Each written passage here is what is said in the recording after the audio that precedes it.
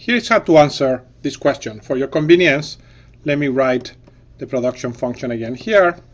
0 if k is less than km, and al to the 1/2 otherwise. Now notice the following. Suppose that you want q units.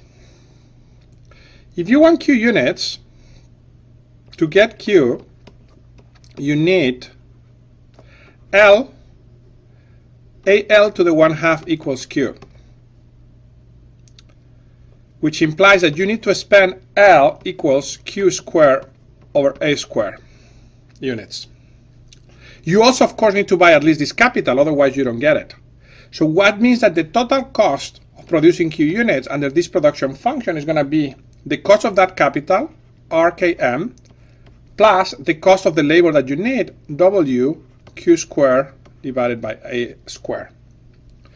That means that the average total cost curve as a function of q is going to be equal to RKM divided by q plus W over a squared q. Okay? Now the question is, at what value of q does this function get minimized? We can find that out. By the way, if you do this for intuition, you do a plot, you will find that this ATC has a shape like this. And it's very easy to see because when q is low, this becomes infinity. As q increases, this term becomes 0, and this term increases linearly. So we know it's going to have a minimum that we can characterize by the first order conditions. So all we have to do is take the first order conditions, which is basically given by ATC prima equals 0.